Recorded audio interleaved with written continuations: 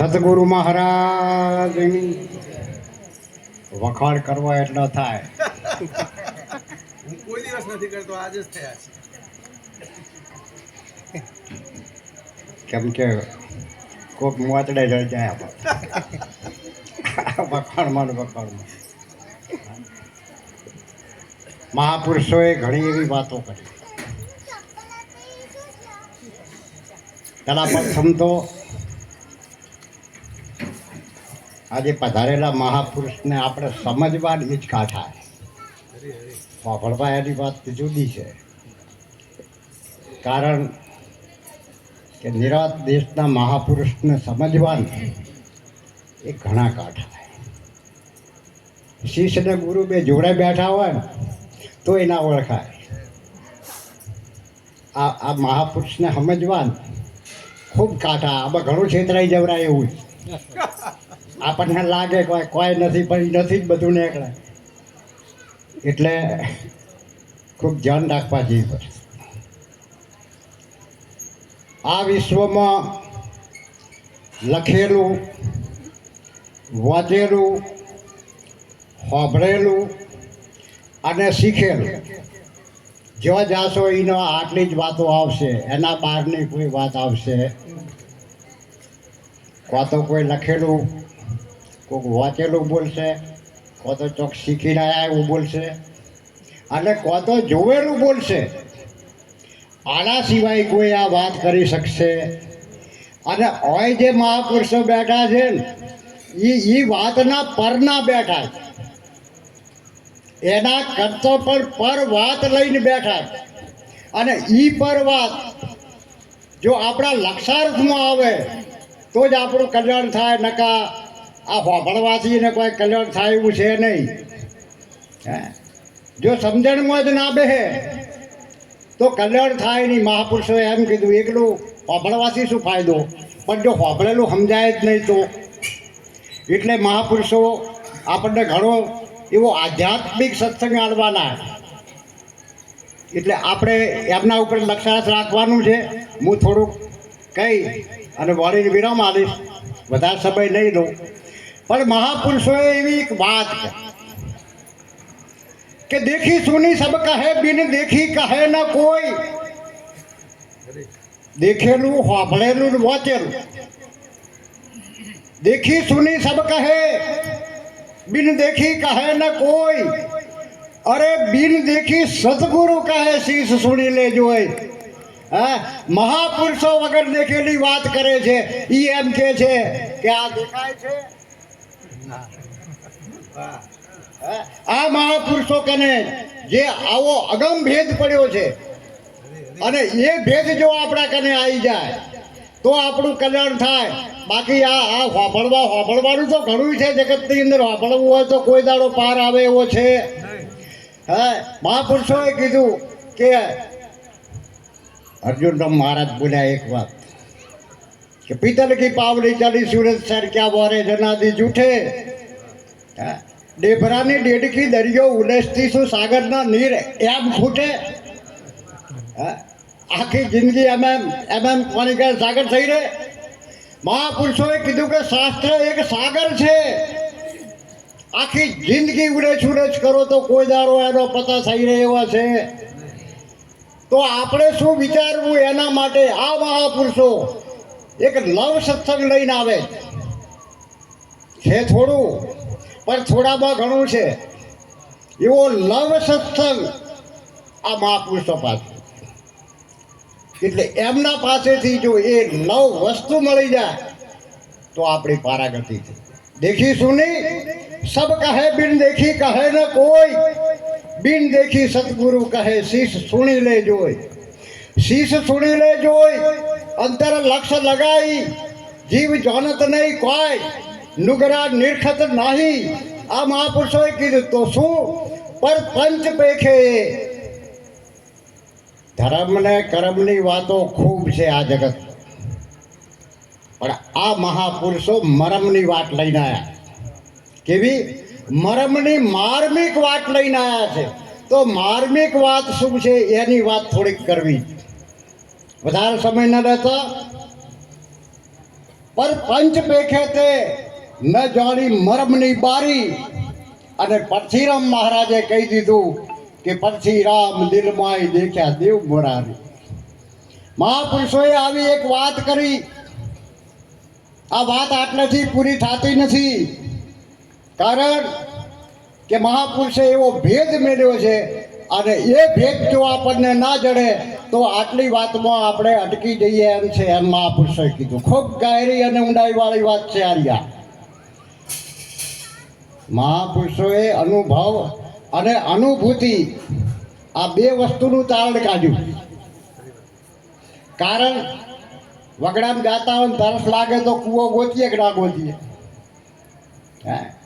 અને જો કોક એવો અનુભવી પુરુષ મળી જાય કે પેલી જગ્યાએ કૂવો છે અને એને જઈ અને કૂવાની કોઠીએ જઈને બેસીએ તો આપણી ધોળ મટે કે ના મટે? ધોળ મટવી એ અનુભવનો વિષય છે, પણ તૃપ્તિ થાવી ને એ કોળી દેખવાથી ના થાય. અનુભૂતિનો વિષય છે કે તૃપ્તિ ક્યારે થાય. એ ખારું છે કે મીઠું છે કે દેખવાથી ખબર ના પડે, એ તો પીધે ખબર પડે. એને અનુભૂતિ કીધી છે. અનુભવ કરતા અનુભૂતિ મોટી વસ્તુ છે. મહાપુરુષોએ કીધું. ગંગા સતીએ આ વાત જ કરી કે પિંડ બ્રહ્માંડથી પર છે ગુરુજી. એનો વતાડું તમને. આપણે કીધું ગુરુ વતાડું. ગુરુ કોઈ ના વતાડી શકે. આ જગતમાં નહીં, આ વિશ્વમાં ના વતાડી શકે. એનો દેશ વતાડી શકે. અને એમાં જઈને તમે નક્કી કરો કે તમે કોણ છો. ગુરુ છો કે શીખ છો એ તમારે નક્કી કરવા. પાણી ખારું છે કે મીઠું છે એ કોણ નક્કી કરે? પીવા વાળો. મહાપુરુષોએ આવી એક વાત કરી, અને આવી વાત જો આપણને જડી જાય. આ મહાપુરુષો જેની વાત લઈને બેઠા, જાણું કાચ્યું છે. હવે જાણું જે કાચેલું છે સૂક્ષ્મથી પણ અતિ સૂક્ષ્મ આવી વસ્તુ મહાપુરુષો કરે છે. એટલે મહાપુરુષોએ આ વાત કરી કે આ વિશ્વની અંદર અસંખ્ય સંપ્રદાયો ચાલે, પણ બધા સંપ્રદાયનો ધ્યેય તો એક જ છે, સ્વરૂપની પ્રાપ્તિ કરવી. બીજો કોઈ ધ્યેય છે નહીં. એક જ ધ્યેય ઉપર બધા સંપ્રદાય ચાલે કે સ્વરૂપની પ્રાપ્તિ કરવી. એના સિવાય બીજી કોઈ વાત છે નહીં. પણ વાયદાનો જો વેપાર હોય તો પાછું પડવું, કારણ કે વાયદાનો વેપાર હોય તો નકામવું પડે. આજ ચોપ દબાવવાની કે કાલે લાઈટ થશે, તો આવી વાત હોય તો. પણ મહાપુરુષોએ એના માટે પણ ઘણું કીધું છે કે મારી પણ વાગી નહીં વોસરડીમાં ફૂંક, કો તો ફૂંકમાં દમ નહીં, નકા કોક વોસરડીમાં ચૂક. બેમાંથી એકમાં જો ડખો છે. આવી મહાપુરુષે વાત કરી. देखी सुनी सब कहे बिन देखी कहे न कोई, बिन देखी सतगुरु कहे शीश सुनी ले जोई, शीश सुनी ले जोई अंतर लक्ष लगाई, जीव जानत नहीं कोई नुगरा निरखत नाही, पर पंच पेखे ते न जानी मरमनी बारी, परथीराम दिल माय देखा देव मोरारी. આવી મહાપુરુષે વાત કરી. હે તો આવી એક વાત, પણ આ વાત દેખાય એવી છે. આ તો ખૂબ મહાપુરુષોએ ગ્રાડ આનો નિર્ણય જે લીધો એ ખૂબ ઊંચી વસ્તુ છે. શું સતગુરુ બોલે સહેજમાં, બોલે બોલે અબોલ, બોલે ખરા પણ દિશે નહીં, સહેજે અચલ અતુલ. મહાપુરુષોએ આવી એક વાત કરી. પરથીરામ મહારાજે એનો ફોડ પાડી દીધો કે હું કહું છું એમ નહીં, વાત ઓમ છે એટલે આ વાત બરાબર મારી વાતને સમજજો, એવું મહારાજે આ ચોક કરીને વાત કરી. કારણ કે આ દેખાય એવું છે નહીં, દેખવાની કોશિશ કરતા. કારણ કે દેખો જ બે થાય, દ્રશ્ય અને દ્રષ્ટા. હા, જો દેખશો તો બે થશે, અને બે થશો રખડી જશો. હતું એનું આખા ફેર પડશે નહીં. મહાપુરુષોએ આવું કીધું છે. કારણ કે દ્વૈતાનું ઘર આવશે. અદ્વૈત વાતાવરણની મહાપુરુષે વાત કરી કે આ વાત અદ્વૈત છે. અને જે અદ્વૈત છે તો સહેજે બાજીગર રમી ગયો ચેતન મહાસુનમય. આ દેખવા સાંભળવા વાળું કોઈ હતું જ નહીં કે સાક્ષી પરથી સોય હુંનો હું હતો. આના સિવાય બીજું કોઈ હતું? આવી એક ગાઢ વાત લઈને આ મહાપુરુષો આવ્યા.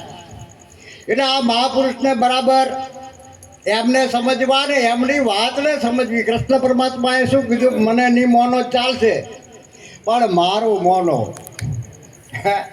મને નહીં મોનો તો ચાલશે પણ મારું મોનો, હું જે કહું છું એ મોનો.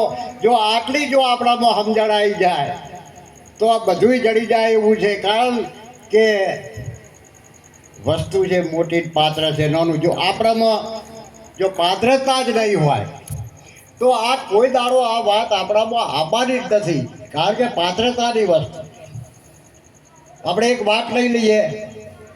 પ્રભુએ રામાયણની વાત કરી થોડીક. હું પણ